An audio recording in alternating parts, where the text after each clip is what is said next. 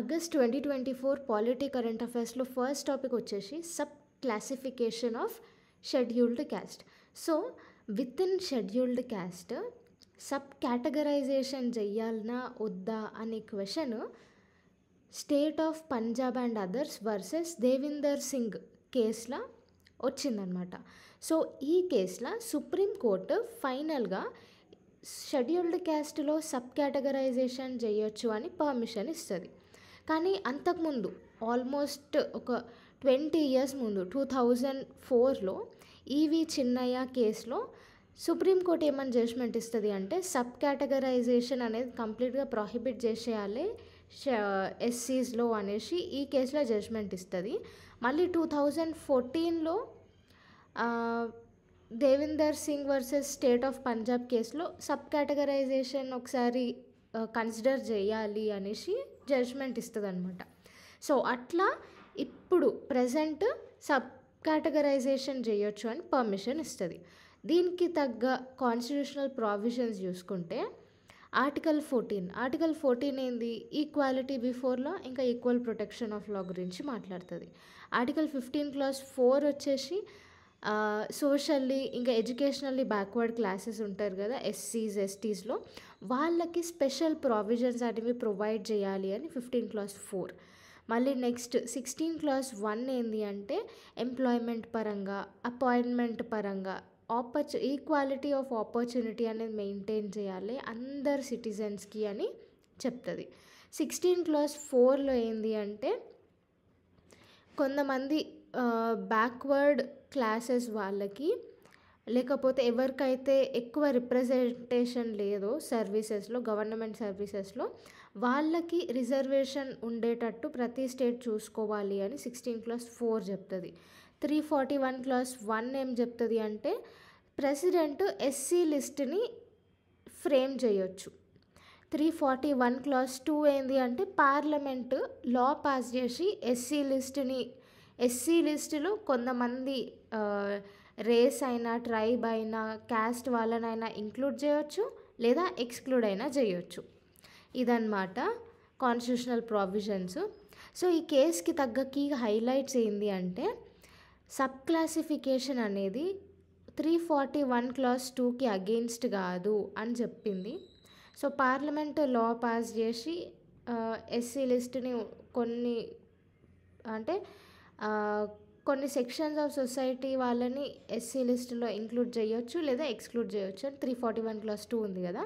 So ఈ judgement ఈ కేసులో ఇప్పుడు ప్రజెంట్ కేసులో జడ్జ్మెంట్ దానికి అగెయిన్స్ట్ కాదని చెప్పింది. నెక్స్ట్ అసలు ఈ సబ్ క్లాసిఫికేషన్కి మెయిన్ ఆబ్జెక్టివ్ వచ్చేసి సబ్స్టాంటివ్ ఈక్వాలిటీని ప్రమోట్ చేయడం కోసం. అంటే ఏంది అంటే హిస్టారికల్ ఇన్జస్టిస్ బ్యాక్గ్రౌండ్ నుంచి ఉన్న బ్యాక్వర్డ్ క్లాసెస్ ఉంటారు కదా వాళ్ళని అప్లిఫ్ట్ చేసే ఈక్వాలిటీని సబ్స్టాంటివ్ ఈక్వాలిటీ అని అంటారు. ఓకే, నెక్స్ట్ స్టేట్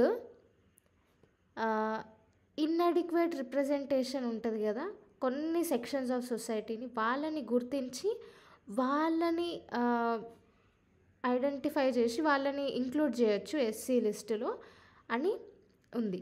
సో ఇదేంది మళ్ళీ ఇది అండర్ జ్యుడిషియల్ రివ్యూ అనమాట.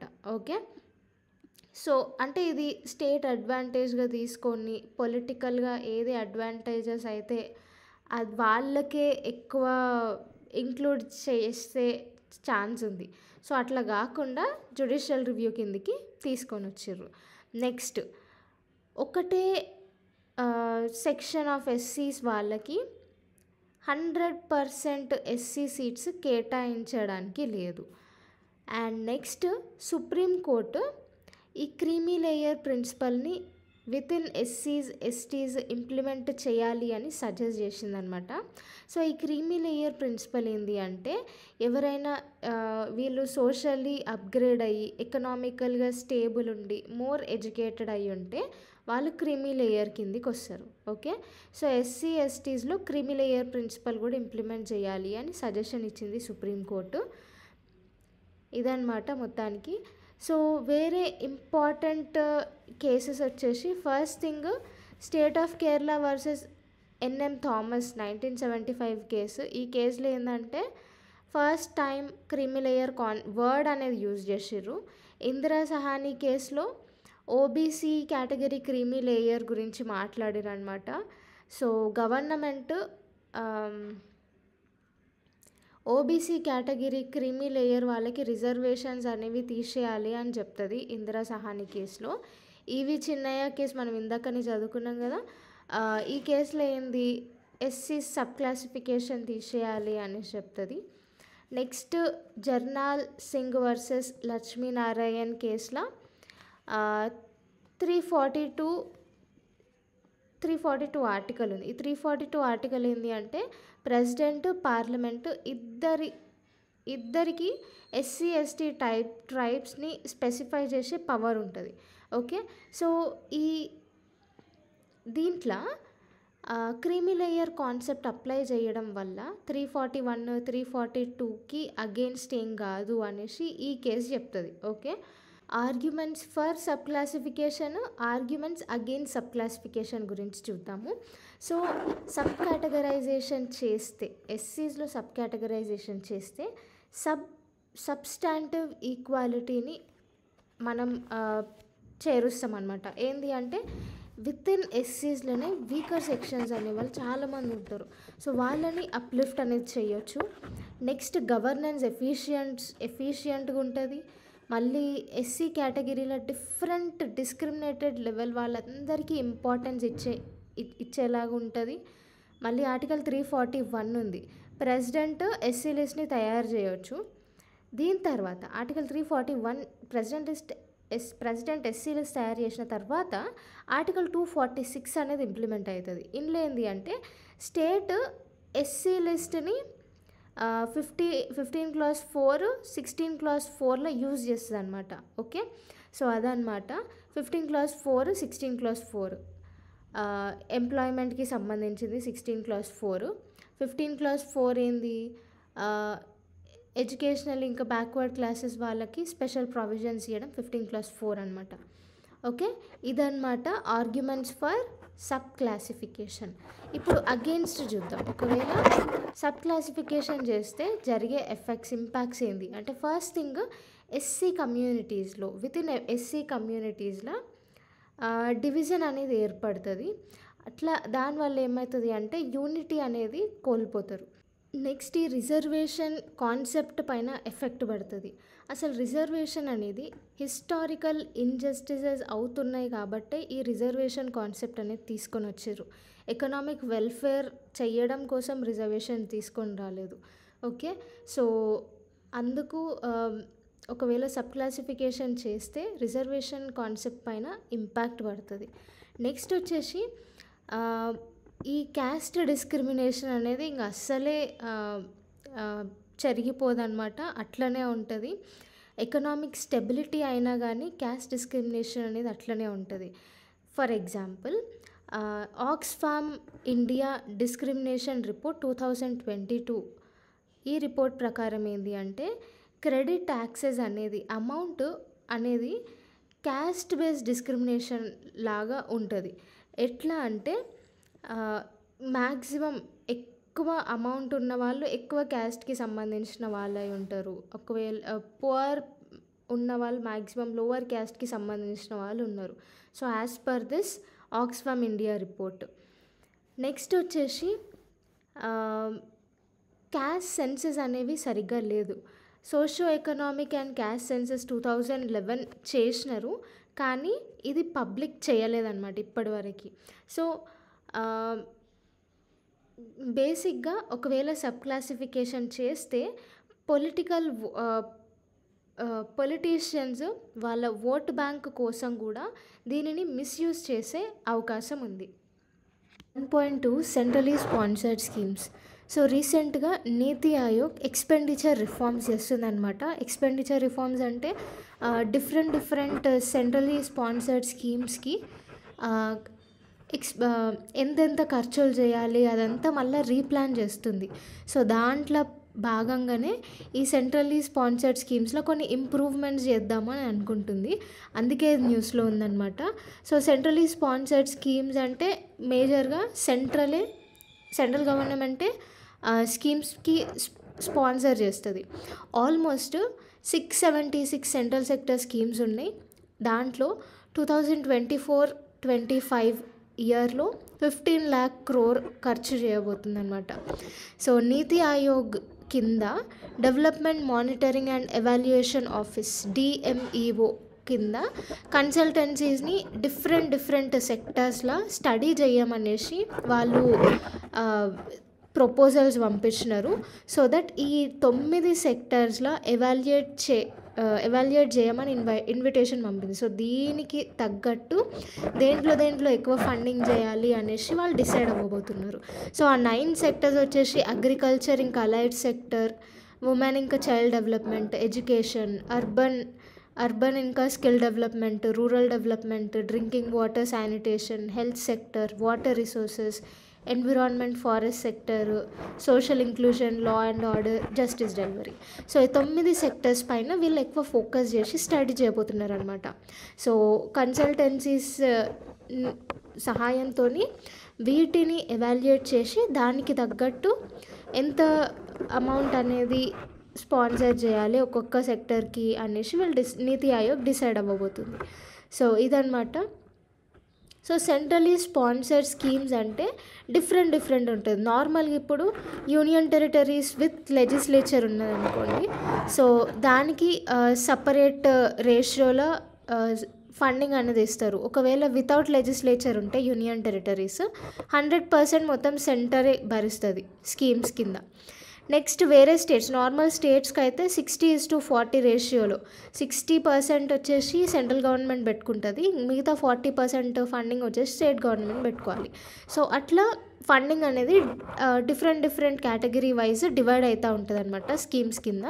సో సెంటరు మిగతా కొన్ని స్టేట్స్ వీళ్ళిద్దరూ ఫండింగ్ చేసుకుంటూ ఇంప్లిమెంట్ చేయవచ్చు సెంట్రలీ సెక్టర్ స్కీమ్స్ని.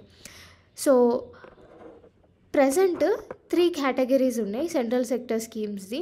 అది వచ్చేసి కోర్ స్కీమ్స్. ఈ కోర్ స్కీమ్స్ బేసిక్గా నేషనల్ డెవలప్మెంట్ ఎజెండా పైన ఇది ఉంటుంది. గ్రీన్ రెవల్యూషన్ కానీ, ప్రధానమంత్రి కృషి సించాయి యోజన, ప్రధానమంత్రి గ్రామ్ సడక్ యోజన, స్వచ్ఛ భారత్ మిషన్, ఇవన్నీ కోర్ సెక్టర్స్ కిందికి వస్తాయి.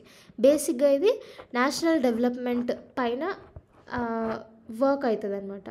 నెక్స్ట్ వచ్చేసి core of the core schemes. So ఇదేంటి అంటే సోషల్ ప్రొటెక్షన్, సోషల్ ఇంక్లూజన్, బేసిక్గా పీపుల్కి ఎంప్లాయ్మెంట్ కానీ, వాళ్ళని అప్లిఫ్ట్ చేయడం కానీ, స్కిల్ డెవలప్మెంట్ కానీ దీని కింద వస్తాయి అన్నమాట. సో ఎగ్జాంపుల్ వచ్చేసి మన్రేగా స్కీమ్, ఎంప్లాయ్మెంట్ స్కీమ్ ఇది. Next national social assistance programme, 3 umbrella scheme for development, SC/ST backward classes, differently abled and vulnerable groups వీళ్ళకి. Next umbrella programme for development of minorities. So వీళ్ళకి upliftment కోసం ఇది అనమాట. So social protection and social inclusion అనేది core of the core schemes కిందికి వస్తుంది. Next optional schemes ఉంటుంది. ఇది స్టేట్ విష్ అనమాట. మినిస్ట్రీ ఆఫ్ ఫైనాన్స్ నుంచి ఫండ్స్ అనేవి వస్తాయి. సో ఎగ్జాంపుల్స్ ఏంటి అంటే broader area development programme, Shyam Prasad Mukherjee rurban mission. So ఇట్లాంటివన్నీ ఆప్షనల్ అనమాట. స్టేట్ దాని ఇష్టం ఉంటే చూస్ చేసుకోవచ్చు, లేదంటే లేదు. సో ఇదన్నమాట. సో వీటికి అన్నిటికీ మ్యాక్సిమం ఫండింగ్ వచ్చేసి consolidated fund of the state నుంచి వీళ్ళకి ఫండింగ్ అనేది వస్తుంది. నెక్స్ట్ కోర్ స్కీమ్ ఫండింగ్ ఎట్లా వస్తుందంటే నార్త్ ఈస్టర్న్ స్టేట్స్, ఇంకా 3 హిమాలయన్ స్టేట్స్. ఈ 3 హిమాలయన్ స్టేట్స్ వచ్చేసి జార్ఖండ్, జమ్మూ అండ్ కాశ్మీర్, హిమాచల్ ప్రదేశ్, ఇంకా ఉత్తరాఖండ్. ఈ 3 హిమాలయన్ స్టేట్స్కి మళ్ళీ మిగతా 8 నార్త్ ఈస్టర్న్ స్టేట్స్కి సెంటర్ టు స్టేట్ రేషియో వచ్చేసి 90:10. ఇది కోర్ స్కీమ్స్కి. మిగతా స్టేట్స్కి వచ్చేసి 60:40 రేషియోలో ఫండింగ్ వస్తుంది. యూనియన్ టెరిటరీస్ వితౌట్ లెజిస్లేచర్ కూడా సెంట్రల్ గవర్నమెంట్ మొత్తం 100% స్పాన్సర్ చేస్తుంది అనమాట స్కీమ్స్కి. సో ఇదన్నమాట rational of centrally sponsored schemes. So ఇదేంటి అంటే మేజర్గా ప్రిన్సిపల్ ఆఫ్ సబ్సిడియారిటీ అనేది మెయింటైన్ చేస్తుంది. ఇదేంటి అంటే నార్మల్గా లోవర్ బాడీ ఏదైతే ఉందో స్టేట్ లెవెల్ బాడీ కానీ లోకల్ బాడీ కానీ వాళ్ళకి ఎంతవరకు ఇండిపెండెన్స్ ఇవ్వాలో అంతవరకు ఇండిపెండెన్స్ ఇచ్చి వాళ్ళ వాళ్ళకి కంప్లీట్గా ఇండిపెండెన్స్ ప్రొవైడ్ చేసి వాళ్ళ ఎంత ఫంక్షన్ చేయాలనుకుంటున్నారో వాళ్ళు ఫంక్షన్ చేసుకోవచ్చు. అది ప్రిన్సిపల్ ఆఫ్ సబ్సిడియారిటీ. ఒక డిగ్రీ ఆఫ్ ఇండిపెండెన్స్ అనేది వాళ్ళకి ఇవ్వాలి.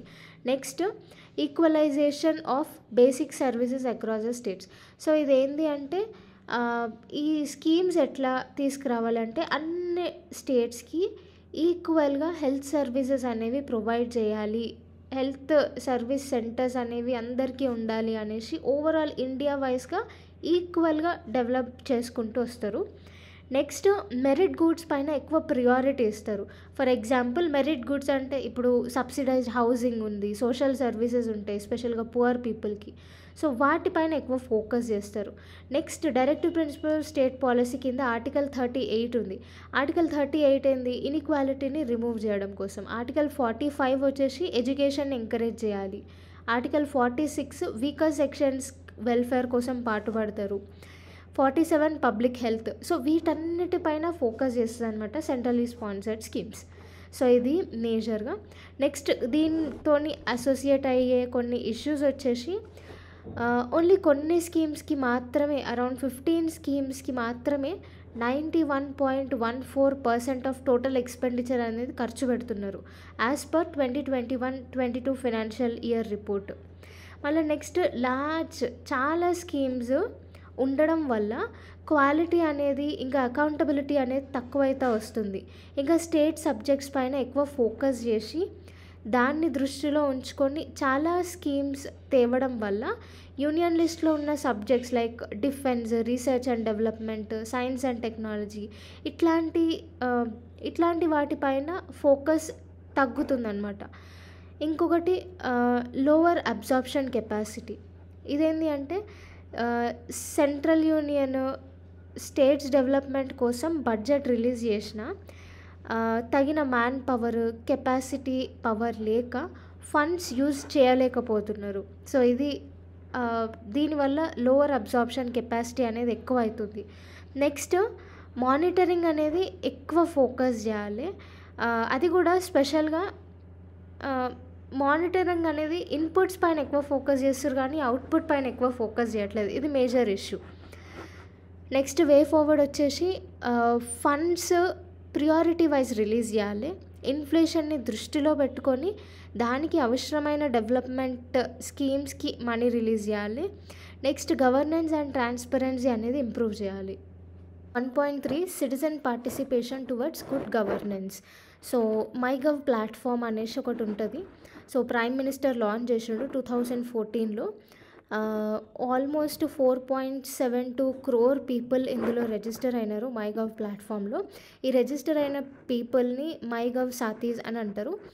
సో ఇది బేసిక్గా సిటిజన్ ఎంగేజ్మెంట్ ప్లాట్ఫామ్ అనమాట. ఆల్మోస్ట్ 10 years కంప్లీట్ అయింది ఇది లాంచ్ చేసి. సో దీంట్లో ఏంటి అంటే different people various public interest issues పైన, వెల్ఫేర్ ఇష్యూస్ పైన, వాటిపైన పబ్లిక్ ఒపీనియన్ని ఈ ప్లాట్ఫామ్ని యూజ్ చేసుకొని వాళ్ళు తెలుపుతారనమాట. సో ఈ మైగవ్ ప్లాట్ఫామ్కి బేసిక్గా 3 key pillars ఉన్నాయి. ఒకటి డూ. ఇదేంటి అంటే దీంట్లో క్విజెస్ ఉంటాయి, మళ్ళీ ఇన్నోవేట్ ఇండియా ఇనిషియేటివ్ ఇట్లాంటివన్నీ ఉంటాయి అన్నమాట డూలో. నెక్స్ట్ డిస్కస్లో ఏంటి అంటే మన్ కీ బాత్ లాంటి ప్రోగ్రామ్స్, గ్రూప్ డిస్కషన్స్ ఇవన్నీ అవుతూ ఉంటాయి.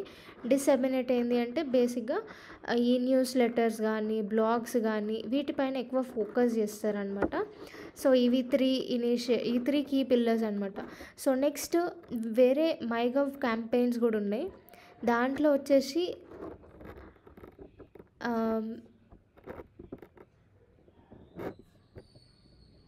లైఫ్ క్యాంపెయిన్ ఒకటి. సో ఈ లైఫ్ క్యాంపెయిన్ ఏంటి అంటే ఎన్విరాన్మెంటల్ చేంజ్ కానీ క్లైమేట్ చేంజ్ కానీ అడ్రస్ చేయడం కోసం ఈ లైఫ్ క్యాంపెయిన్ని తీసుకొని వచ్చిర్రు.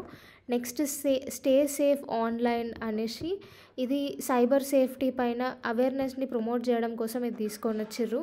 స్వచ్ఛ భారత్ సర్వేక్షణ్ ఇదేంటి అంటే క్లీన్లీనెస్ పైన ఫోకస్ చేయాలి అని తీసుకొని వచ్చిర్రు. ఇంకా మిల్లెట్ సూపర్ ఫుడ్. సో ఇవన్నీ మేజర్ మైగవ్ క్యాంపెయిన్స్ అనమాట. సో సిటిజన్ పార్టిసిపేషన్ అనేది గుడ్ గవర్నెన్స్ పైన ఎట్లా హెల్ప్ చేస్తుంది అంటే, ఫస్ట్ థింగ్ సిటిజన్స్ పార్టిసిపేషన్ ఎక్కువ ఉంటే అకౌంటబిలిటీ ఇంకా ట్రాన్స్పరెన్సీ కూడా పెరుగుతుంది, గవర్నెన్స్ సిస్టమ్స్ అనేవి ఇంప్రూవ్ అవుతాయి, మళ్ళీ పబ్లిక్ ఒక సెన్స్ ఆఫ్ బిలాంగింగ్నెస్ అనేది డెవలప్ చేసుకుంటారు అనమాట. సో మేజర్గా ఎన్ని like Swachh Bharat Sarvekshan, so roads అన్ని ఎన్విరాన్మెంట్ క్లీన్గా పెట్టాలి అనేసి, సో అట్లా ఒక సెన్స్ ఆఫ్ బిలాంగింగ్నెస్ అనేది డెవలప్ అవుతుంది పబ్లిక్లో. నెక్స్ట్ గవర్నమెంట్ మీద ట్రస్ట్ అనేది పెరుగుతుంది అండ్ దానివల్ల క్వాలిటీ గవర్నెన్స్ కూడా ఇంప్రూవ్ అవుతుంది. నెక్స్ట్ సిటిజన్ పార్టిసిపేషన్ ద్వారా ఇన్నోవేషన్స్ కూడా ఇంక్రీజ్ అవుతాయి. సో ఇవన్నమాట మేజర్గా అడ్వాంటేజెస్. కానీ కొన్ని ఛాలెంజెస్ ఉన్నాయి. ఏంటి అంటే కమిట్మెంట్ అంత క్లియర్గా లేదు. నెక్స్ట్ చాలా సిటిజన్స్ గవర్నమెంట్ ప్రాసెసెస్ పైన అంత అవేర్నెస్ ఉండదు వాళ్ళకి. సో ఈ కాంప్లెక్స్ ప్రొసీజర్స్ ఉండడం వల్ల సిటిజన్స్ అంతగా ఇంట్రెస్ట్ చూపరు. సో ఇవి మేజర్గా ప్రాబ్లమ్స్ అనమాట. ఇనిషియేటివ్స్ చూసుకుంటే స్వచ్ఛ భారత్ మిషన్, సో ఇది ఒక మాస్ మూమెంట్ లాగా తీసుకొని వచ్చారు శానిటేషన్ ఇంకా క్లెన్లీనెస్ పైన. Next national mission for clean Ganga అనేది తీసుకొని వచ్చిర్రు, డిజిటల్ ఇండియా తీసుకొని వచ్చిర్రు, 73rd ఇంకా 74th కాన్స్టిట్యూషనల్ అమెండ్మెంట్ తీసుకొని వచ్చిర్రు సో దట్ డీసెంట్రలైజేషన్ని ప్రమోట్ చేయడం కోసం. నెక్స్ట్ సిటిజన్స్ చార్టర్ అనేది తీసుకొని వచ్చిర్రు. సో దీని కింద ఏంటి అంటే సిటిజన్స్కి ఇంకా గవర్నమెంట్ అడ్మినిస్ట్రేషన్కి మధ్యలో ఉన్న గ్యాప్ని బ్రిడ్జ్ చేయడం కోసం ఇది తీసుకొని వచ్చారనమాట. సో ఇవి మేజర్గా ఇనిషియేటివ్స్. వే ఫార్వర్డ్ చూసుకుంటే సిటిజన్స్ రైట్స్ గురించి అవేర్నెస్ పెంచుకోవాలి. నెక్స్ట్ డిజిటల్ ప్లాట్ఫామ్స్, మళ్ళీ గ్రీవియన్స్ రెడ్రెసల్ మెకానిజమ్స్ ఇవన్నీ కూడా ఎక్కువ ఇంప్రూవ్ చేయాలి. 1.4 lateral entry in civil services. So దీంట్లో ఫస్ట్ థింగ్ లాటరల్ ఎంట్రీ అంటే బయట నుంచి మిడ్ లేదా సీనియర్ లెవెల్ పొజిషన్స్కి బయట పర్సన్స్కి జాబ్ ఆఫర్ చేయడమే లాటరల్ ఎంట్రీ అనమాట. వాళ్ళకి ఎగ్జామ్ అవసరం ఉండదు, ఓన్లీ వాళ్ళకి ఎక్స్పీరియన్స్ ఉంటే సరిపోతుంది అనమాట. సో ఇది ఒక కాంట్రాక్ట్ జాబ్, 3 to 5 years వరకు ఉంటుంది ఈ జాబ్. కాకపోతే వాళ్ళ పర్ఫార్మెన్స్ని బట్టి అది ఎక్స్టెండ్ అయ్యే ఛాన్స్ కూడా ఉంటుంది. ఓకే, సో ఇప్పుడు ప్రాబ్లం ఏంటి అంటే యూపీఎస్సీ అడ్వర్టైజ్మెంట్ రిలీజ్ చేస్తుంది, దాంట్లో 45 లాటరల్ ఎంట్రీ పోస్ట్స్ ఉన్నాయి అనేసి యూపీఎస్సీ అడ్వర్టైజ్మెంట్ ఇస్తుంది కదా. సో అప్పుడు దీంట్లో ఈ 45 లాటరల్ ఎంట్రీ పొజిషన్స్ అంటే ఏంది, బయట వాళ్ళు ఎవరికైతే ఈ సెక్రటరీ ఇంకా జాయింట్ సెక్రటరీ పోస్ట్ అనమాట బేసిక్గా ఇవి. సో వీటి పరంగా ఎవరికైతే ఎక్స్పీరియన్స్ ఉంటుందో వాళ్ళు దీంట్లో అప్లై చేసుకోవచ్చు అనమాట. నెససరీ ఎక్స్పీరియన్స్ సర్టిఫికేట్స్ పెట్టి వీళ్ళు అప్లై చేసుకోవచ్చు. సో దీనికి ఎగ్జామ్ ఉండదు, ఓన్లీ ఎక్స్పీరియన్స్ అవసరం. ఇక్కడ ఇది ఇక్కడ కాదు, ఇండియాలోనే కాదు ఇట్లాంటి ప్రాసెస్. ఆస్ట్రేలియాలో, యూఎస్ఏలో, యూకేలో కూడా బోత్ మన డైరెక్ట్ ఎంట్రీ ఇంకా లేటరల్ ఎంట్రీ ఈ 2 ప్రాసెసెస్ ఫాలో అవుతారు. ఓకే, సో దీంట్లో రిజర్వేషన్స్ అనేది లేదనమాట. అందుకే ఇప్పుడు క్రిటిసిజం వచ్చి ఓవరాల్గా మొత్తానికే ఈ అడ్వర్టైజ్మెంట్ మొత్తం విత్డ్రా చేసుకున్నారనమాట. సో అసలు ఫస్ట్ ఈ లేటరల్ ఎంట్రీ అనే కాన్సెప్ట్ ఎక్కడి నుంచి స్టార్ట్ అయింది అంటే, first thing 1966 first administrative reforms committee ఈ లాటరల్ ఎంట్రీ ఐడియా అనేది తీసుకొని వచ్చింది. తర్వాత సెకండ్ అడ్మినిస్ట్రేటివ్ రిఫార్మ్స్ కమిషన్ వచ్చేసి ఈ లాటరల్ ఎంట్రీలు ఇంకా ఫర్దర్గా డెవలప్ చేయాలి అని చెప్తుంది. మళ్ళీ నెక్స్ట్ పార్లమెంటరీ స్టాండింగ్ కమిటీ 2016లో ఎక్స్పీరియన్స్డ్ వాళ్ళని లాటరల్ ఎంట్రీలో ఇంక్లూడ్ చేయాలని చెప్తుంది. తర్వాత ఇంకా లాస్ట్కి నీతి ఆయోగ్ ఇంకా ఒక రిపోర్ట్ వస్తుంది, report of sectoral group of secretaries on governance అనేసి 2017లో. దీన్ని బట్టి మిడిల్ ఇంకా సీనియర్ మేనేజ్మెంట్ పోస్ట్లకి లాటరల్ ఎంట్రీ అనేది పెట్టాలి అనేసి వాళ్ళు డిసైడ్ అయ్యి ఫైనల్గా 2018 నుంచి లాటరల్ ఎంట్రీ రిక్రూట్మెంట్ అనేది స్టార్ట్ అయింది. ఓకే, సో ఇది బేసిక్గా ఫ్లాష్ బ్యాక్ అనమాట లాటరల్ ఎంట్రీది. సో దీనికి తగ్గ అడ్వాంటేజెస్ ఏంటి అంటే లాటరల్ ఎంట్రీ వల్ల first thing officers experienced officers తక్కువ మంది ఉంటే వాటిని అడ్రస్ చేయడానికి లాటరల్ ఎంట్రీ ప్రొసీజర్ అనేది పనికొస్తది. సో, దానివల్ల ఏంది అంటే ఎఫిషియన్సీ, గవర్నెన్స్ ఇంప్రూవ్ అయితది. ఎక్స్‌పర్ట్ అడ్వైజ్, ఎక్స్‌పర్ట్ సర్వీస్ గూడా మనం తీసుకోవచ్చు. సో, ఇదనమాట మేజర్ అడ్వాంటేజ్. కాకపోతే ఇష్యూస్‌కొస్తే ఇది కాంట్రాక్ట్ పీరియడ్ కాబట్టి ఓన్లీ 3-5 ఇయర్స్ వరకే ఈ షార్ట్ టర్మ్ పీరియడ్ ఉంటది. సో, ఇది ఒక ఇష్యూ. తర్వాత నెక్స్ట్ వచ్చేసి రిజర్వేషన్ సిస్టమ్ దీనికి లేదు. ఇదొకటి. నెక్స్ట్ ప్రైవేట్ ఇండివిడ్యువల్స్ ఈ గవర్నమెంట్ డెసిషన్స్ పైన ఇన్‌ఫ్లూయెన్స్ చేసే అవకాశాలుంటాయి. ఇదొక మేజర్ డ్రాబ్యాక్. తర్వాత అకౌంటబిలిటీ ఇష్యూస్ గూడా ఉంటాయి. ఎందుకంటే వీళ్ళు ప్రైవేట్ సెక్టర్ ఇండివిడ్యువల్స్ కాబట్టి అకౌంటబిలిటీ మ్యాటర్ పైన ఫోకస్ చేయాల్సిందే. నెక్స్ట్ వీళ్ళకి ఎక్స్‌పీరియన్స్ ఉంటది గానీ గ్రాస్ రూట్ ఎక్స్‌పీరియన్స్ అది కూడా గవర్నమెంట్ సెక్టర్‌లో గ్రాస్ రూట్ ఎక్స్‌పీరియన్స్ అనేది ఉండదు. సో, ఇది మేజర్ ప్రాబ్లమ్. నెక్స్ట్ ఈ లాటరల్ ఎంట్రీ వాళ్ళు కాబట్టి పొలిటికల్ ఇంటర్ఫియరెన్స్ గూడా అయ్యే ఛాన్సెస్ ఉంటాయి. సో, ఇవి మేజర్‌గా ఇష్యూస్. 1.5 surrogate advertisements. సో, బేసిక్‌గా ఆల్కహాల్‌కి అడ్వర్టైజ్‌మెంట్ చూస్తే వాళ్ళు డైరెక్ట్ ఆల్కహాల్ అడ్వర్టైజ్‌మెంట్ ఇయ్యరు. వాటర్ బాటిల్ లేకపోతే వేరే ఏదైనా దానిపైన ఫోకస్ చేసి వాళ్ళు అడ్వర్టైజ్‌మెంట్ చేస్తారు. సో, ఎందుకు అంటే అవి సరోగేట్ అడ్వర్టైజ్‌మెంట్స్ అనమాట. సో, సరోగేట్ అడ్వర్టైజ్‌మెంట్స్ అంటే గవర్నమెంట్ కొన్ని లైక్ ఆల్కహాల్, టొబాకో ఇట్లాంటి అడ్వర్టైజ్‌మెంట్స్‌ను బ్యాన్ చేసిందనమాట. సో, అట్లా బ్యాన్ చేసిన అడ్వర్టైజ్‌మెంట్స్‌నే సరోగేట్ అడ్వర్టైజ్‌మెంట్స్ అని అంటారు. సో, రీసెంట్‌గా మినిస్ట్రీ ఆఫ్ హెల్త్ ఇంకా ఫ్యామిలీ వెల్ఫేర్ ఈ స్పోర్ట్స్ అథారిటీని ఇంకా బీసీసీఐలో వీళ్ళని ఈ స్పోర్ట్స్ పర్సన్స్‌ని వీళ్ళందరినీ సరోగేట్ అడ్వర్టైజ్‌మెంట్స్ అనేవి చెయ్యొద్దు అనేసి చెప్తారనమాట. సో, అదే కాదు అట్లా చెప్పి యాంటీ టొబాకో డిక్లరేషన్ ఫామ్‌ని సైన్ చేయమన్నారు. తర్వాత స్టేడియమ్స్‌ల ఇంకా వేరే ఈవెంట్స్‌ల బీసీసీఐ కూడా ఈ ఆల్కహాల్, టొబాకో లాంటి ప్రొడక్ట్స్‌ని ప్రమోట్ చెయ్యొద్దు అనేసి చెప్పిర్రనమాట. సో, ఇది మేజర్‌గా సరోగేట్ అడ్వర్టైజ్‌మెంట్స్. సో, దీనికి లీగల్ ఫ్రేమ్‌వర్క్స్ ఏంటి అంటే first thing cable television networks regulation act 1955 ఒకటి. మళ్ళా cigarettes and other tobacco products acts 2003. ఈ యాక్ట్స్ లిక్కర్, సిగరెట్ ఇవి డైరెక్ట్‌గా గానీ, ఇండైరెక్ట్‌గా గానీ ప్రమోట్ చెయ్యొద్దు అనేసి ఈ యాక్ట్స్ చెప్తాయి. మళ్ళా next central consumer protection authority guidelines for prevention of misleading advertisements and endorsement for misleading advertisements 2022. ఇదేం చెప్తది అంటే ఫస్ట్ టైమ్ సరోగేట్ అడ్వర్టైజ్‌మెంట్స్‌ని ఇది డిఫైన్ చేసిందనమాట. ఓకే. నెక్స్ట్ ఈ కన్స్యూమర్ ప్రొటెక్షన్ యాక్ట్ 2019 వచ్చేసి మిస్‌లీడింగ్ అడ్వర్టైజ్‌మెంట్స్‌ని డిఫైన్ చేసింది. ఓకే. సో, ఇవి మేజర్‌గా యాజ్ పర్ లీగల్ ఫ్రేమ్‌వర్క్స్ ఏమేమి తీసుకొచ్చిర్రో అవన్నీ చెప్పిర్రు. నెక్స్ట్ ఇంప్లికేషన్స్ వచ్చేసి సరోగేట్ అడ్వర్టైజ్‌మెంట్స్ వల్ల ఇంప్లికేషన్స్ ఏంది అంటే ఫస్ట్ థింగ్ ఇట్లా ఇండైరెక్ట్‌గా అడ్వర్టైజ్‌మెంట్ చేయడం వల్ల కన్స్యూమర్ రైట్ టు ఇన్ఫర్మేషన్ అనేది వయలేట్ అవుతుంది. నెక్స్ట్ ఇది ఒక way of unfair trade practices. తర్వాత యూత్‌ని ఇంకా పువర్‌ని ఇది మిస్‌లీడ్ చేస్తది ఈ సరోగేట్ అడ్వర్టైజ్‌మెంట్.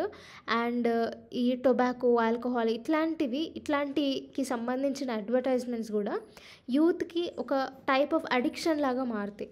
సో, ఇవి అడిక్షన్‌ని ప్రమోట్ చేసేటట్టు ఉంటాయి.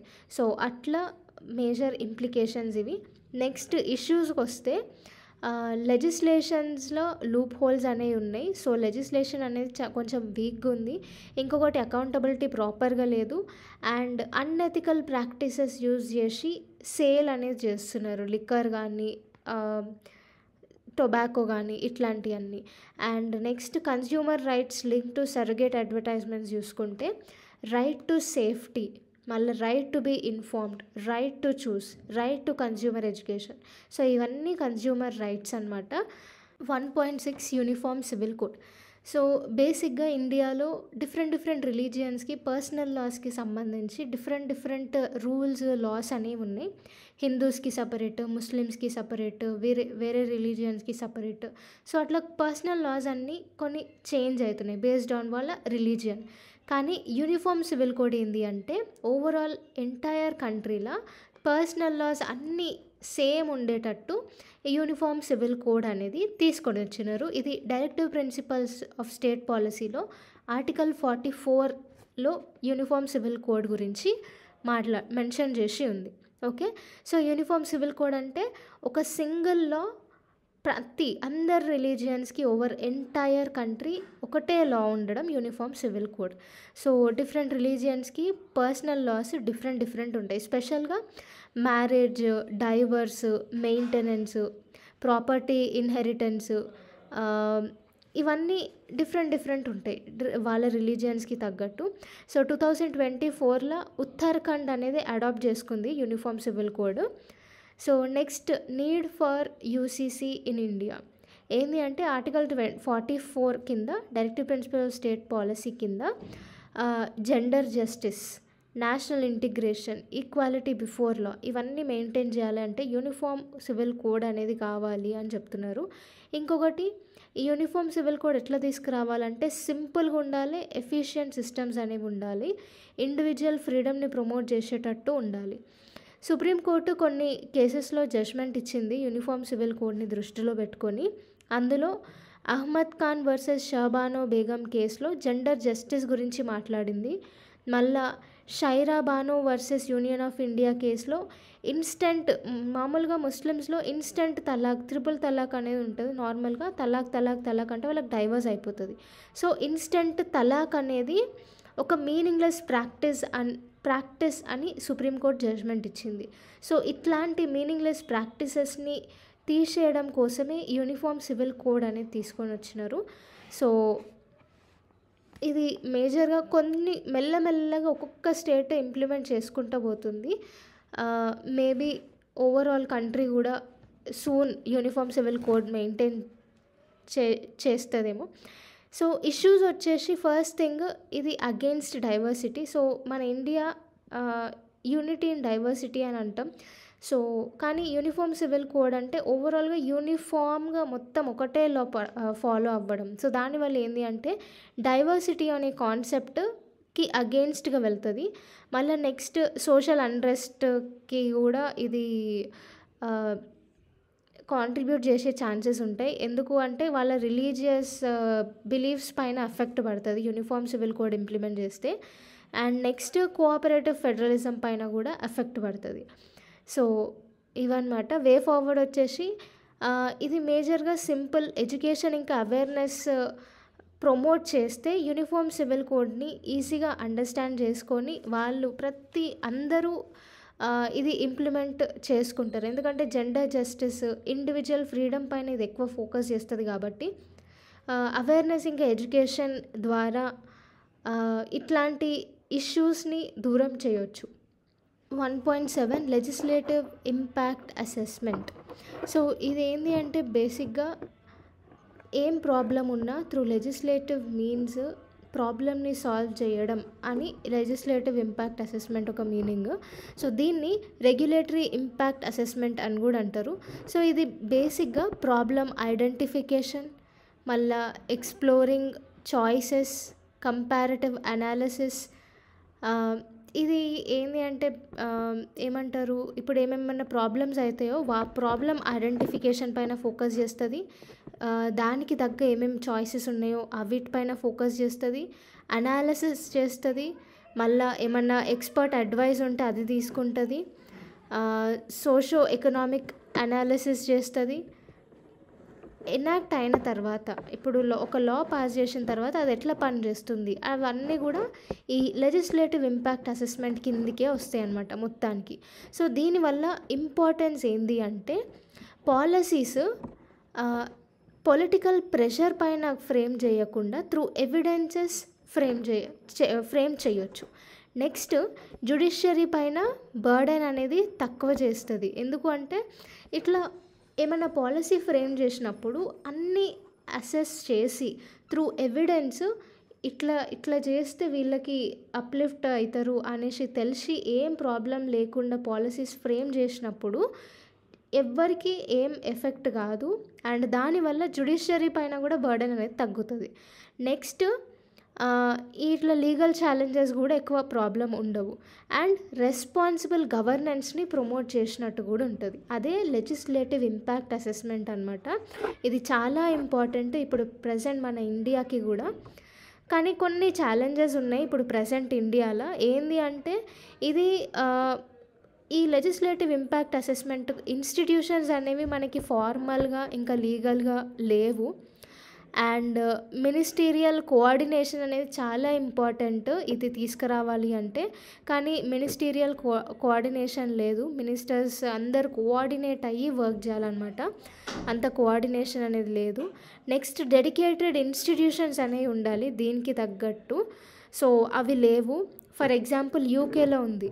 యూకేలో ఏంది అంటే బెటర్ రెగ్యులేషన్ ఎగ్జిక్యూటివ్ అనేసి ఒక డెడికేటెడ్ లెజిస్లేటివ్ ఇంపాక్ట్ అసెస్మెంట్ అనేది ఉంది. కానీ మన ఇండియాలో అట్లాంటి ఇన్స్టిట్యూషన్స్ అనేవి లేవు.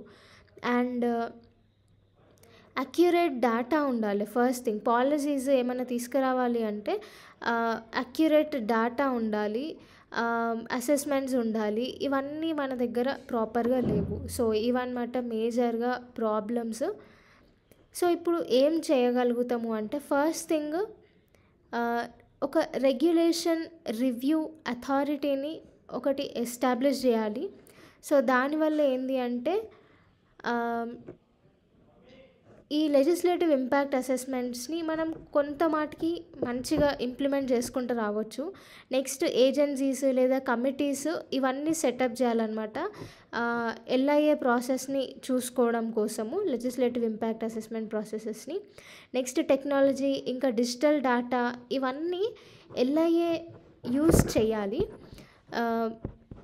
కెపాసిటీ బిల్డింగ్ ఇంకా ట్రైనింగ్ కూడా ప్రమోట్ చేయాలి. సో వీటి వల్ల ఎల్ఐఏని మనం కొంచెం వాటికి ఎఫెక్టివ్గా వాడుకోవచ్చు. సో ఇదన్నమాట మేజర్గా లెజిస్లేటివ్ ఇంపాక్ట్ అసెస్మెంట్ గురించి. 1.8.1 state of infrastructure in district courts.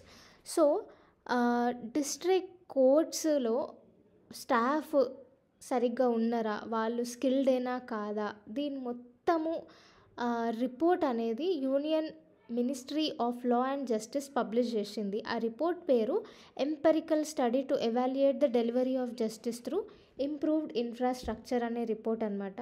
So ఈ రిపోర్ట్ ప్రకారం తెలిసిన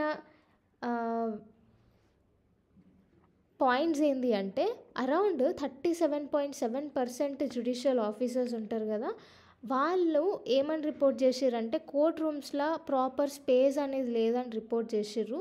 అండ్ చాలామంది జ్యుడిషియల్ ఆఫీసర్స్కి ప్రాపర్ స్కిల్స్ లేవు, ప్రాపర్ ట్రైనింగ్ అనేది లేదంట. అండ్ మ్యాక్సిమం ఉన్న జ్యుడిషియల్ స్టాఫ్ అందరూ డిజిటల్ ఇన్ఫ్రాస్ట్రక్చర్కి అంత అడ్జస్ట్ కాలేకపోతున్నారంట ఈ రిపోర్ట్ ప్రకారం.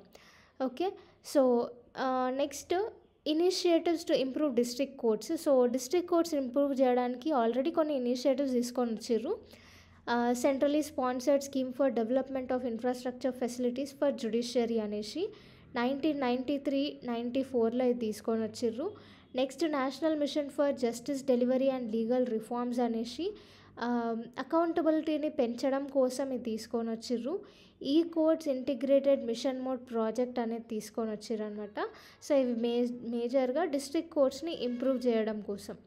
Next 1.8.2 anticipatory bail under SC/ST act. So anticipatory bail అంటే నార్మల్గా నాన్ బెయిలబుల్ అఫెన్సెస్కి కొన్ని అంటే నాన్ బెయిలబుల్ అఫెన్స్ చేస్తే దానిపైన కూడా బెయిల్ తీసుకోవాలనుకుంటే వాళ్ళు పోయి యాంటిసిపేటరీ బెయిల్కి అప్లై చేయవచ్చు అనమాట. సుప్రీంకోర్టుకైనా పోయి హైకోర్టుకైనా పోయి. ఓకే, సో అట్లా మనకి ఈ యాంటిసిపేటరీ బెయిల్ అనేది సెక్షన్ 482 ఆఫ్ భారతీయ న్యాయ సురక్ష సంహిత అప్లై చేయొచ్చు. ఇది న్యూస్లో ఎందుకు ఉంది అంటే SC/ST act 1989 prevention of atrocities act కింద డిస్కషన్ అనేది జరిగింది. సో SC/STస్ని ఇన్సల్ట్ చేస్తే అది అట్రాసిటీస్ యాక్ట్ కిందికి రాదు, కానీ క్యాస్ట్ని వాళ్ళ ఐడెంటిటీని, అన్‌టచబిలిటీని దృష్టిలో పెట్టుకొని ఇన్సల్ట్ చేస్తే అది అట్రాసిటీస్ యాక్ట్ కిందికి వస్తది. అప్పుడు అది నాన్ బెయిలబుల్ అఫెన్స్ అవుతుంది. ఓకే. సో అట్లా నాన్ బెయిలబుల్ అఫెన్స్ చేసి ఒకవేళ అరెస్ట్ అవుతాడు అని తెలవంగానే వాళ్ళు పోయి యాంటిసిపేటరీ బెయిల్కి అప్లై చేసుకోవచ్చు. ఓకే. సో అదనమాట యాంటిసిపేటరీ బెయిల్ అంటే. Next 1.8.3 delimitation commission. So delimitation commission అంటే కాన్స్టిట్యూషన్స్లో ఉన్న సీట్స్లని, బౌండరీస్లని ఫిక్స్ చేయడాన్ని డీలిమిటేషన్ ప్రాసెస్ అనేసి అంటారు. ఆర్టికల్ 82 కింద పార్లమెంటు బైలో డీలిమిటేషన్ని డిటర్మైన్ చేయవచ్చు అనమాట. ప్రజెంట్ ఇప్పటి వరకు ఓన్లీ 4 times డీలిమిటేషన్ ప్రాసెస్ అనేది అయింది. 1952లో ఒకటి, 1963లో ఒకటి, 1973లో ఒకటి, 2002లో ఒకటి. ఓకే. ఓన్లీ 4 times మాత్రమే డీలిమిటేషన్ కమిషన్ అనేది జరిగింది. ప్రజెంట్ ఇది న్యూస్లో ఎందుకు ఉంది అంటే కిషోర్ చంద్ర ఛగన్లాల్ రాథోడ్ కేసులో కాన్స్టిట్యూషనల్ కోర్ట్స్ అనేవి డీలిమిటేషన్ కమిషన్